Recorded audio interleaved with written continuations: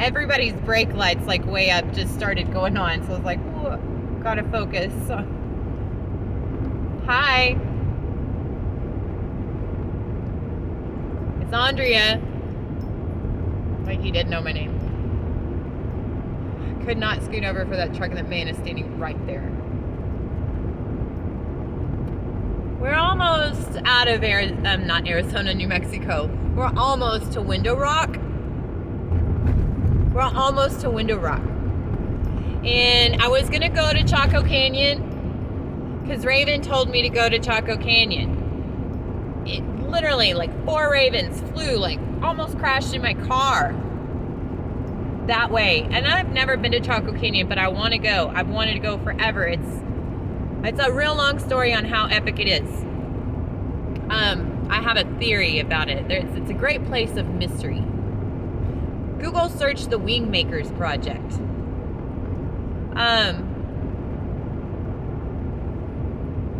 But I stopped at this like truck stop, which the truck stop is on this road called Giant Crossing. Now my theory for Chaco Canyon involves giants, basically. It's just like so many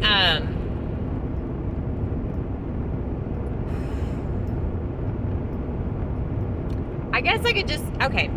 I've got 2 things going on. I need to make a whole video just on Chaco Canyon. So I go to Giants Crossing, and there's a Love's there, and like I've been driving for 2 days now, just sitting here in this car, and I love this car, and it's really comfortable, but my back is really hurting, and my eyes are tired, and I'm just like, I want to take my shoes off, and I can't take my shoes off till I get to Arizona.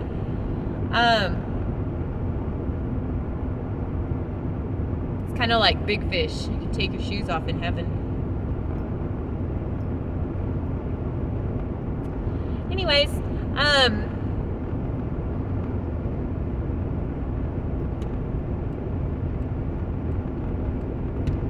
took a little nap, got some gas, started online baking on a Saturday afternoon, like 200 miles away from my bank, and deposited a check that I had gotten from the guy that I went to go help until he went to the hospital, for cleaning up his house and just doing certain things around his house. Cleaning, the boat, all bunch of stuff, taking care of the cats. So I went ahead and deposited that, which is like fucking really incredibly helpful, like productive, that I just did at that one little rest stop.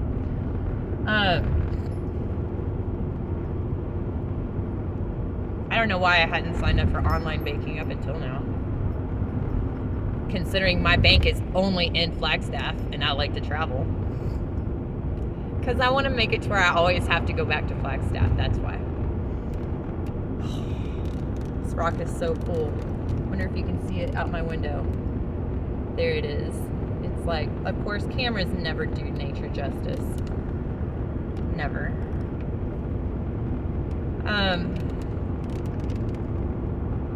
Arizona County! I'm home! It's Window Rock.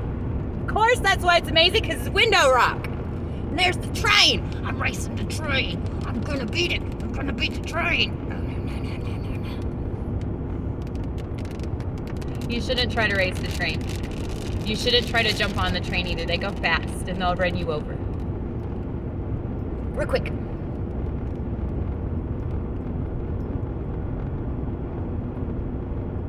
It rained on me just now for 5 seconds while I just got excited for being home. Like, Arizona's glad I'm back. This is a blessing. And there's just more rain. So I was going to Chaco Canyon after my nap. Woke up like going. And I've been driving this whole way, and it's like I'm kind of like chasing a storm. Or everywhere I go just has storms.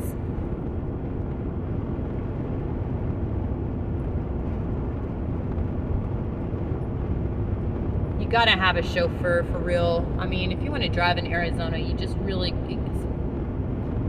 you could afford a chauffeur, that way you can just look at everything.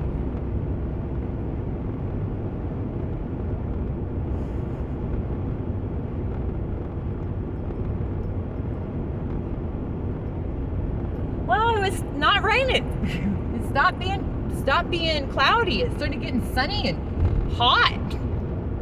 And I was going to Chaco Canyon because I really wanted to. And I asked I asked Jesus, I was like, am I making the right choice here? Because I had to turn around and go away from Arizona, which was like really playing on me, just like trying to get to Arizona. For me to stop and turn around and go the opposite way was like conflicting feeling. And I saw a truck pulled over with its hood up, and I was like, I don't really know what that means. So I went a little bit further, and I got on this dirt road to go to Farmington, to go to Chaco Canyon, and then there was just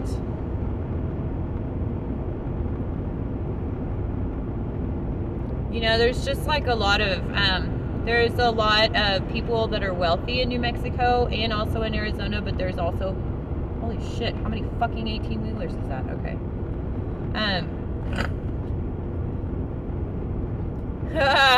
18-wheeler centipede.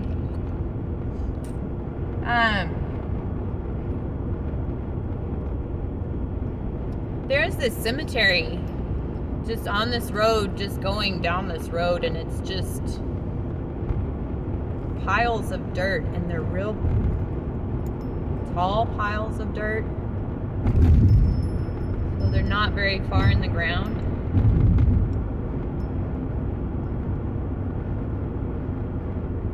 And I realized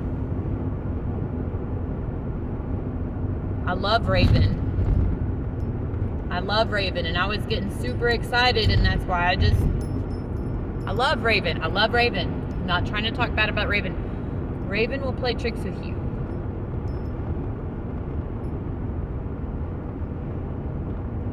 And it dawned on me when I saw, because I felt real bad.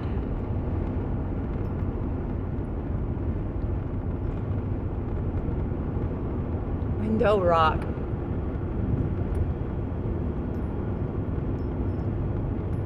Just driving all over the fucking road like a drunk driver, but I'm an excited driver.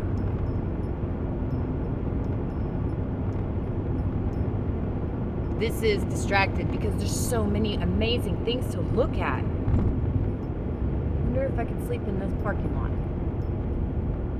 Because then I could walk over here and just walk up to these rocks and touch them.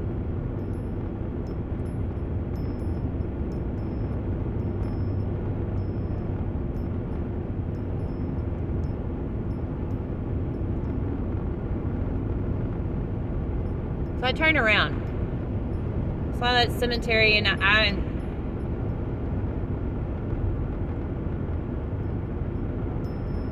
turned around, started coming out, turned around, came back. Now I'm home.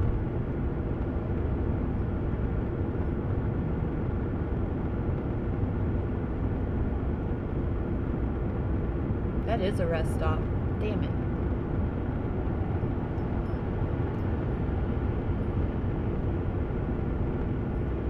It's poured rain here.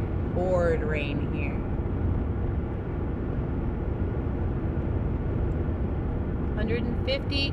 It's 150 minutes to Flagstaff. So I'm not going to Chaco Canyon. Immediately, whenever I decided to come back, it's just started raining again. So I made the right choice. Just so you know, if you're trying to make a choice and it starts raining on you, like with the choice that you made, just so you know that choice is the good choice. Always. The rain is a really great way to gauge whether you're doing something you should be doing or not.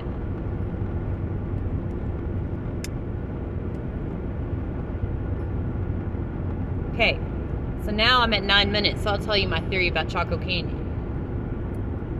So it is the Anasazi Ruins, and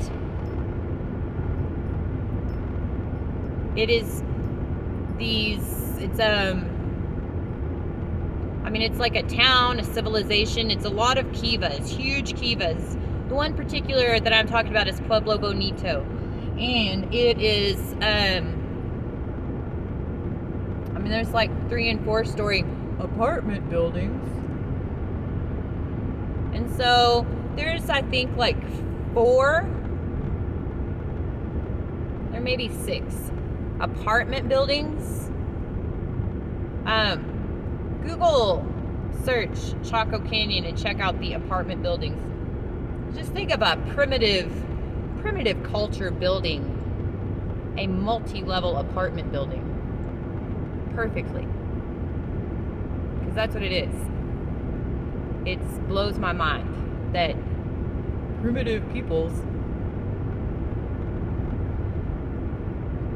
they were, anyways. So there's like these apartment buildings, but then there's like all along the back. So these apartment buildings are all set up in alignment with the constellations too. So the buildings, the kivas, everything is all set up just like in Egypt, just like in pretty much I think every Native American, because the kivas were places where they would group together, and if you wanted to guess, call it a church. Like a kiva would have been a church. It's dug into the ground and there's a fire in the center, and there would have been logs on the top. There's windows in these kivas, and they let the solstice sun in. And the equinox, they let the solstice, the sun solstice sun in on solstice. So quite obviously, this group, the Anasazi, were quite aware of the planets, the sun. There's also a window. Well, it's kind of like this rock that's in a cave, and they just happen to notice that on solstice, every year in solstice, the sun shines through this one particular. They thought it was just a random rock in a cave up on one of the cliffs, because Pueblo Bonito is in between 2 mesas. So whenever the solstice sun comes in, the snake completely is formed.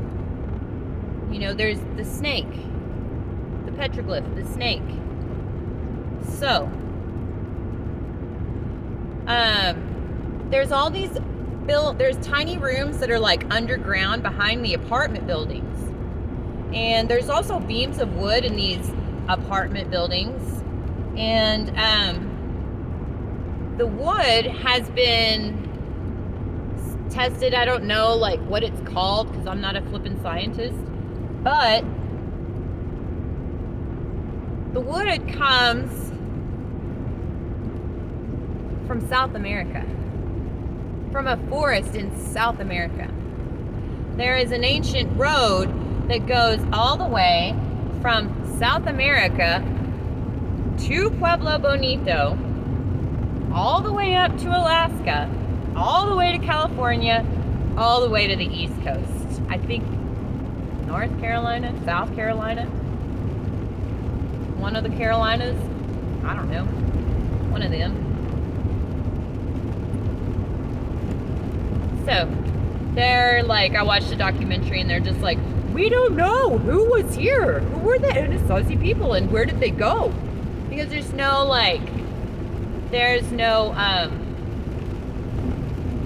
remains found anywhere.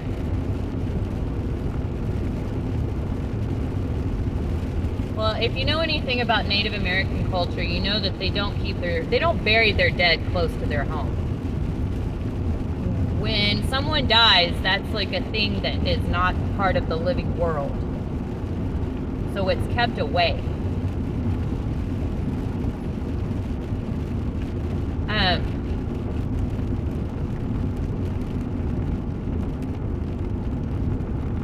But then there's all these little buildings, and they have no windows.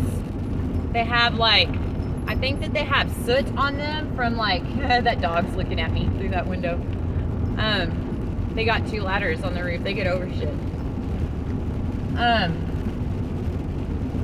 There's soot from maybe candles. burning inside, but there's no windows, no ventilation, so there's no way a human being could really be living in those. Couldn't really be living in those buildings underneath the main apartment buildings. So they're just like, you know, I mean, and I guess the apartment buildings aren't big enough to house like a whole entire community. You know, it'd be just like having 6 apartments, you know?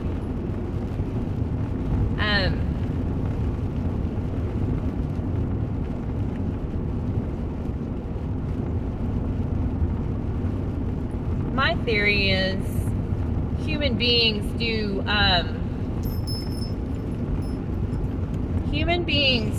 can evolve and change and get technology, but when it comes to spirituality, that kind of stays the same. We do a lot of the same things that people did hundreds of years ago, you know.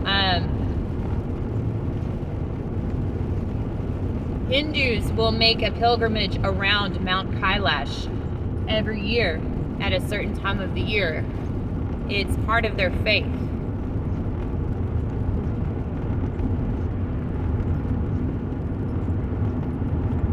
Well, they didn't just die.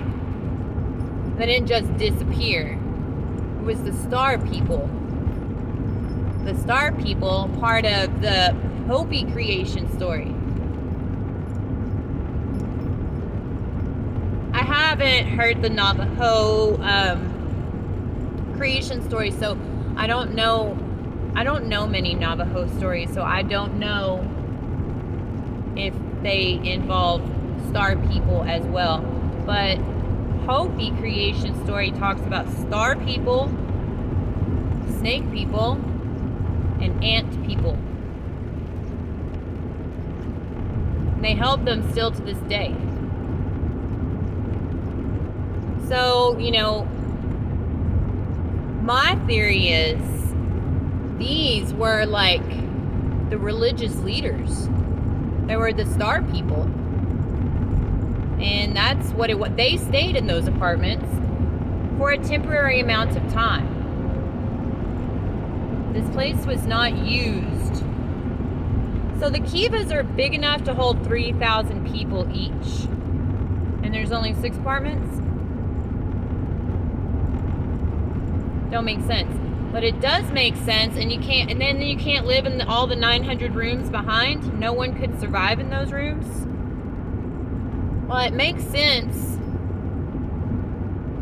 that everybody was making a pilgrimage to these religious, spiritual beings and bringing offerings. That's why there's roads there. That's why they had all the rooms. They had to store everything. That's what people do still to this day. They make a pilgrimage and they bring gifts. They bring blessings. They bring offerings. And in my theory is that's what they did in Chaco Canyon. A very long time ago. Everybody's slowing down. Fort Courage.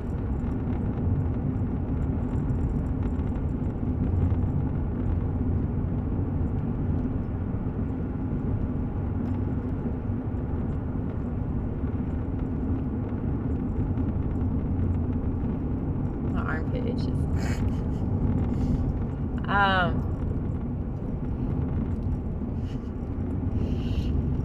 Whew.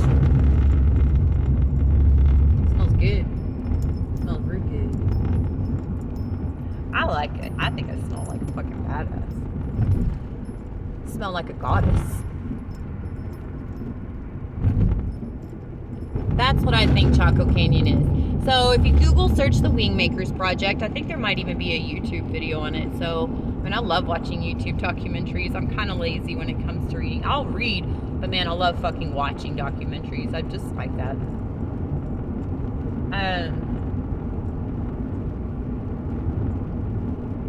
So there's like caves. This park, I'm talking about one particular area. You can just hold on a second, sir. Thank you. Because I can't get over. There's a truck. there's a lot of these, not a lot, I think that there's like 3 different towns. Pueblo Bonito is the biggest one, the one I want to go to. Now, over on one of the mesas, elevation 6,000 feet, feels right. There is caves. There is a cave. It's a spiral cave, and it has 23 rooms in it.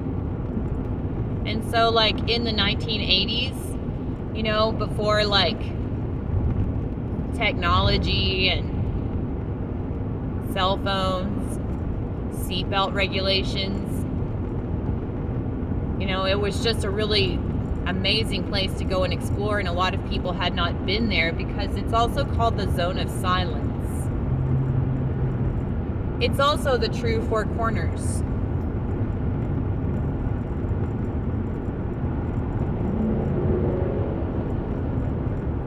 Four Corners is a very, very, very key part of the Hopi prophecy, which is playing out. Now, some hikers, some really, really, really lucky hikers in the 1980s went to this cave. They went to the, you know, it's a state park. They went there. They went exploring, and they found a lot of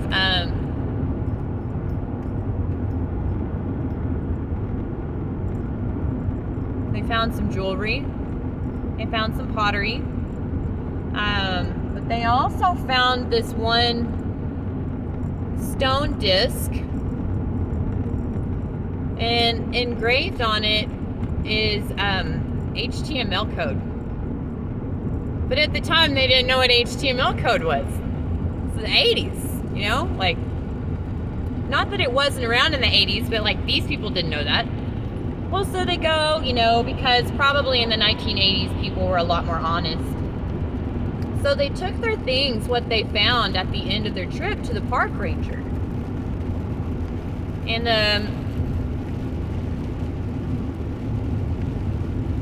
And also, you know, there's some artwork that would blow your mind. There's 23 rooms in this cave. It's a spiral cave, and there's 23 rooms, and each room has a painting. Wingmakers Project. So basically, like it usually happens, the FBI caught wind of all this cool stuff and took over and closed everything off. Maybe it's the CIA. I don't know. They closed the caves off, closed everything off, and like went and like found everything else that they could find, you know, before any just random person could just find it, because then we might know the truth, because it has HTML code on it. So they finally decoded it. It took them like 20 years. But basically on this disc, it's decoded into saying that we are the Wingmakers and we come to you from the future. And it says that they bring to this earth literature, philosophy, art. And they say that they have a real positive message about love and about how we can create that here. And we've been endowed with the abilities to do that here. And then they were bringing the knowledge of how to do that here. It's a fascinating story.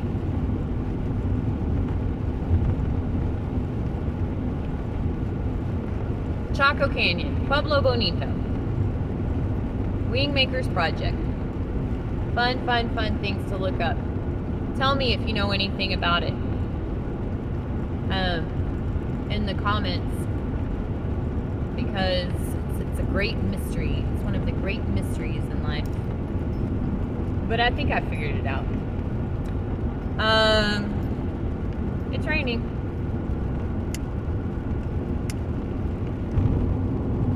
Still raining. And I just asked a friend in Arizona if it's raining there yet, and he said not yet. So it's about to. It's about to. Okay, well, I'm gonna stop this video because you know, my phone stops at like 26 minutes and 51 seconds. I'll be back.